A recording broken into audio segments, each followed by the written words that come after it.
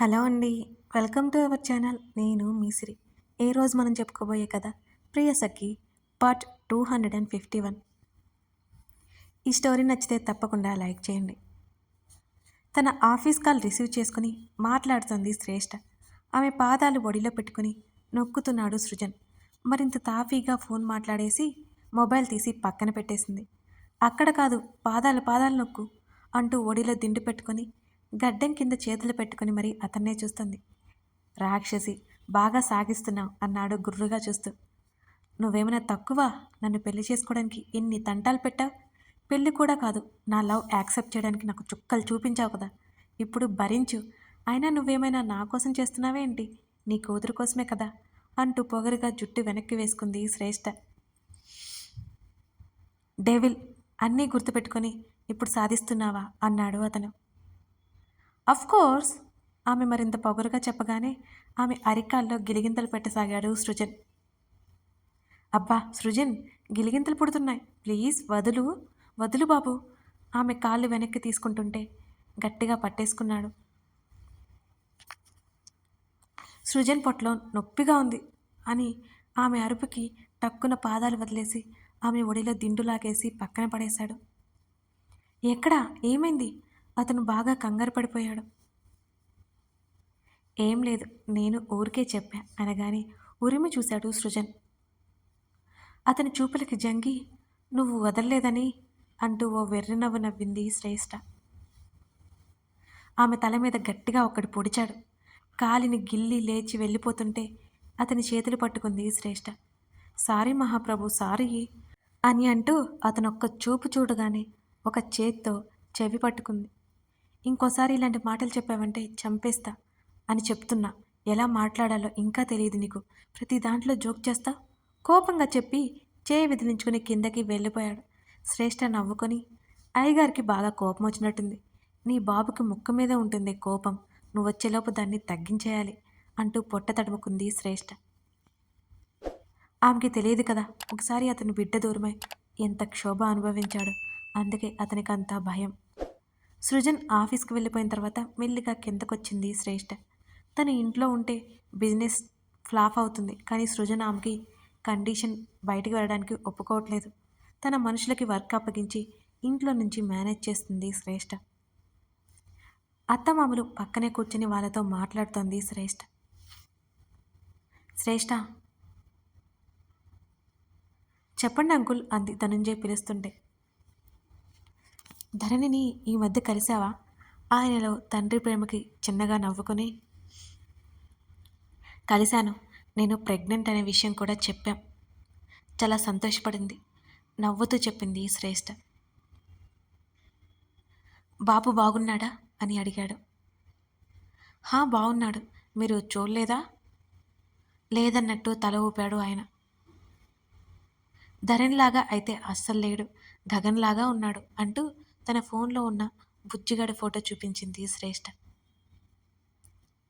కవిత, ధనంజయ్ ఆ ఫోటో చూశారు. పుట్టినప్పుడు ఎప్పుడో చూశారు, మళ్ళీ ఇప్పుడే చూస్తున్నారు. అంతేకాదు, బాబు ఆడుతున్న వీడియోస్ కూడా పెట్టింది ధరణి. అవన్నీ చూస్తుంటే ముచ్చటగా అనిపించింది వాళ్ళకి. ఏం పేరు పెట్టారు అని అడిగాడు కనీసం తలైనా తిప్పకుండా బాబునే చూస్తూ. మహిర్ అన్నది శ్రేష్ఠ. ఒక్క క్షణం ఆ పేరుకి అతని ఆలోచనలు ఎక్కడికో వెళ్ళిపోతున్నా కష్టంగా అదుపు చేసుకున్నాడు ధనంజయ్. శ్రేష్ఠకి ఫోన్ తిరిగి ఇచ్చేశాడు. వాడికి కూతుర్నిస్తాను అని సృజన్ మాటిచ్చాడు అంకుల్ అన్నది భుజాలు కదిలిస్తూ. ఆ మాటకి నవ్వి అలా మౌనంగా ఉండిపోయాడు ధనంజయ్. ధరణి తనని ఎప్పటికీ తండ్రిలా ఒప్పుకోదేమో, తండ్రి అని ఒప్పుకుంటుంది కానీ ఆ హక్కు చూపించదు, చేసుకుంది తనేగా అనుకున్నాడు ధనంజయ్.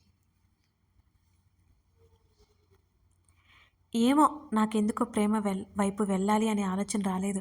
అప్పుడు పెళ్లి తర్వాత కూడా ప్రేమ బాగుంటుంది, ధరణి ఏవో ఊహల్లో తెగులుతూ చెప్పింది. చిటిక వేసి ధరణిని పిలిచింది దీవెన. ఇదిగో ధరణయ్, కాస్త ఊహల్లోంచి బయటికి రామ్మా అన్నది దీవెన. ఊహల్లేవు ఏం లేవు, నువ్వు అడిగావు నేను చెప్పాను అన్నది మూతి తిప్పుతూ ధరణి. సరే, మీ ఆయనకి నా తరపున పెద్ద థ్యాంక్స్ చెప్పు, బట్ మా స్వరూప్ని ఇంకా మీ ఆయన ఓన్ చేసుకోలేదు అన్నది దిగులుగా దీవెన. అంటే నిజంగానే అర్థం కాలేదు ధరణికి దీవెన ఏం చెప్తుందో. నేను ఫ్యామిలీ అంట, స్వరూప్ కాదంట, మొన్న ఎప్పుడో చెప్పానులే అన్నది పైకి నవ్వుతూ. లోపల మాత్రం చాలా కష్టంగా ఉంది ఆమెకి. దీవెన చేతులు పట్టుకుని, దీవెన, మిమ్మల్ని ఆయన సొంత అనుకోకుండా ఇంత చేస్తారా? ఆయనకున్న కోపానికి వినయ్ని ఈ పాటికి చంపి పడేసేవారు. ఎందుకోసం అతన్ని వదిలేశారు? నీకోసం కాదా అని అడిగింది ధరణి. ధరణి మాటలకు దీవెన కన్విన్స్ అయిపోయింది.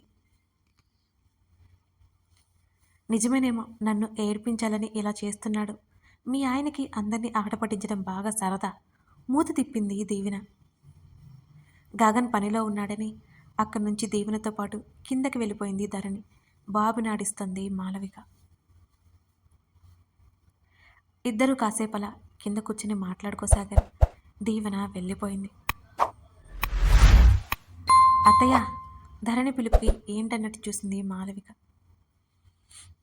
అత్తయ్య, మరి ఆ రోజు ఒక అమ్మాయి వచ్చింది కదా, శ్రీజ, తనకి పెళ్ళైపోయిందా? ఆరాలు తీయడం మొదలుపెట్టింది ధరణి. లేదు ధరణి, చూస్తున్నారు. ఇప్పుడు ఎందుకు గుర్తొచ్చింది తను? అయోమయంగా అడిగింది మాలవిక. బాబు నామకరణం ఫోటోలు చూస్తుంటే అందులో కనిపించింది అత్తయ్య. మాలవికకి అనుమానం రాకుండా చెప్పింది ధరణి. ప్రస్తుతానికైతే ఇంకా పెళ్లి కుదరలేదు అని. వీడు ఏడుస్తున్నాడు చూడు అనగానే బుజ్జిగాన్ని తీసుకుని పై గదిలోకి వచ్చింది ధరణి. వాడికి పాలు పట్టించి నిద్రపుచ్చింది. గగన్ మీద ఆమెకి మాత్రం అనుమానం లేదు. తను పోయిందని అనుకున్నప్పుడే పరాయి అమ్మాయి వైపు అతను చూడలేదు. ఇప్పుడు చూస్తాడే ఏంటి? కానీ మళ్ళీ శ్రీజ వల్ల ఎటువంటి డిస్టర్బెన్స్ అయినా వస్తాయేమోనని ధరణికి భయం, అంతే. ఆ అమ్మాయి మొబైల్ నంబర్ తన దగ్గర ఉంది, ఒకసారి ఫోన్ కాల్ చేస్తే సరి అనుకుంది ధరణి. గగన్ లోపలికి రావడంతో కళ్ళు తిప్పి అతని వైపు చూసింది. గగన్ బాల్కనీ నుంచి లోపలికి రావడంతో కళ్ళు తిప్పి అతని వైపు చూసింది ధరణి. అతను ల్యాప్టాప్ బ్యాగ్లో పెట్టేసి అన్నీ సెట్ చేసుకుంటున్నాడు. ధరణి లేచి కూర్చుంది. ఏవండి, ఆమె పిలుపుకి ఏంటి అన్నట్టు వెనక్కి తిరిగి చూశాడు. ఎక్కడికైనా వెళ్తున్నారా అని అడిగింది. లేదు, వెళ్ళమంటావా అన్నాడు అతను. అది కాదు అంది ధరణి. మరేది అంటూ ల్యాప్టాప్ బ్యాగ్ నీట్గా పెట్టేసి మొబైల్ బాల్కనీలో మర్చిపోయిన విషయం తెలుసుకుని అటు వెళ్ళాడు అతను. ధరణి అతను వెనకే వెళ్ళింది. సూర్యాస్తమయం అవుతోంది. చిత్రాల్లో గీసిన బొమ్మల్లా సంధ్య తెర మీద పక్షులు నెమ్మదిగా కదులుతూ ఇళ్ళకి చేరుతున్నాయి. దూరంగా బాదం చెట్టు ఆకుల మధ్య నుంచి సూర్యుడు వెళ్ళిపోతున్నట్టే చివరిసారిగా చెయ్యి ఊపుతున్నట్టున్నాడు. సాయంత్రపు గాలి పలకరించడానికి వచ్చి అక్కడే తారాడుతోంది. కాఫీ తీసుకురానా మీకు అని అడిగింది ధరణి. ఇంట్రెస్ట్ లేదు అంటూ అక్కడే కూర్చొని ఆమె చేతిని పట్టుకుని పక్కనే కూర్చోబెట్టుకున్నాడు గగన్. తనని భుజం మీద వాలిపోయి అరుణవర్ణపు ఆకాశాన్ని చూస్తోంది ధరణి. నెమ్మదిగా అతని రెండు చేతులని తన చేతుల్లోకి తీసుకుని తన హృదయం దగ్గర పెట్టుకుని, రేపు స్వాతి లంచ్కి పిలిచింది, వెళ్దామా అన్నది. అక్కడ ఉన్నది రాజేష్ కాబట్టి వస్తాడని ఆమెకి తెలుసు. నాకు అసలు వీలు అవ్వదు, ఇంపార్టెంట్ వర్క్స్ ఉన్నాయి వెంటనే చెప్పేశాడు అతను. పోనీ డిన్నర్కైనా వెళ్దాం ప్లీజ్, తల కొంచెం పైకెత్తి అతని ముఖంలోకి చూస్తూ అడిగింది ధరణి. ట్రై చేస్తా అన్నాడు. ఆ మాటకే ఆమె పెదవులు విచ్చుకున్నాయి అందంగా. అతను తనతో వస్తున్నట్టే అనుకుంది ధరణి. ఏవండి, నిజం చెప్పండి, శ్రీజతో మీకేంటి పని అని అడిగింది ఆమె ఊరికే ఉండక. ఆల్రెడీ చెప్పాను కదా, ఇంకెన్నిసార్లు చెప్పాలి? అతను చాలా కూల్గా అన్నాడు. అది నేను నమ్మను అన్నది ధరణి. అది నీ ప్రాబ్లం, పదే పదే అడిగి ఇరిటేట్ చేయకు నన్ను అన్నాడు అతను. అబ్బా, అది కాదు, అసలు మిడ్ నైట్ కాల్స్ ఎందుకు చేస్తుంది? నిజంగా మీరు చెప్పిన కారణమేనా అని అడిగింది ధరణి. ఆమె వైపే కళ్ళు తిప్పి చూశాడు అతను. ఏదో తెలుసుకోవాలనే ఆతృత, అసహనం ఆమె ముఖంలో స్పష్టంగా కనబడుతోంది అతనికి. ఎస్ అన్నాడు అతను ఆమె మాటలని, ఆమె అనుమానాన్ని నిజం చేస్తూ. అమ్మో, ఈ శ్రీజ నా కాపురానికి ఎసరు పెట్టేలా ఉంది. ఒకసారి కలిసి మాట్లాడాలి అనుకుని గోళ్ళు కొరుక్కుంటుంటే ఆమె చేతిని పట్టి ఆపి వేలు కొరికేశాడు అతను. అబ్బా, ధరణి అరిచింది. నీకెందుకు శ్రమ, నేనున్నానుగా అంటూ చిరాగ్గా చెప్తూనే ఆమె చూపుడు వేలి మళ్ళీ నోటి దగ్గరకు తీసుకెళ్తుంటే తక్కువ చేతిని పట్టేసుకుంది. అమ్మో వద్దు, ఇంకోసారి గోర్లు కొరకను. చిన్నపిల్లలా చెప్తుంటే అతనికి నవ్వొచ్చేసింది. ఈసారి చూశాను అంటే వేళ్ళు విరిచేస్తా. నువ్వేం కిడ్వి కాదు, ఒక కిడ్కి మదర్వి అన్నాడు అతను సీరియస్గా. అబ్బా, ఏదో ఫ్లోలో కొరుక్కోబోయానలండి, ఇంకేం చేయను. ఇంకా అతని చేతిలో ఉన్న తన చేయి సేఫ్టీ కోసం వెనక్కి లాక్కుంది ధరణి. అతని నవ్వు చూసి ధరణి కళ్ళు కూడా విచ్చుకున్నాయి. ఇక దీవెన వచ్చిన సంగతి, వాళ్ళ మధ్య మాటలు అవన్నీ అతని దగ్గర చెప్పేస్తూ, మీరు చెప్పకపోతే నాకేం తెలియదు అనుకుంటున్నారా అంటూ మూతి తిప్పింది ధరణి. ఏం తెలుసు, ఆమె కింద పెదవి లాగి వదిలేశాడు అతను. వినయ్ గురించి అన్నది. అయితే ఏం చేయమంటావు అని అడిగాడు. మీరేం చెప్పకపోయినా నాకు అన్నీ తెలుసు అని గొప్పగా అన్నది ధరణి. మంచిది, చాలా గొప్పే అన్నాడు అతను వెటకారం జోడిస్తూ మాటలకి. వస్తావా నాతో, ఆమె చేతిని ముద్దాడుతూ అడిగాడు అతను. ఎక్కడికి? ధరణి అయోమయంగా చూసింది అతని వంక. ఇంట్లో బోర్ కొట్టట్లేదా, ఆఫీస్కి అన్నాడు అతను. ఆ, మహీని ఎవరు చూసుకుంటారు? ఒక్కసారిగా నోరు పెంచింది ధరణి. నువ్వు చూసుకుంటున్నావా అని చెప్పకు ప్లీజ్, విసుగ్గా అన్నాడు అతను. నేను అత్తయ్య అన్నది ధరణి.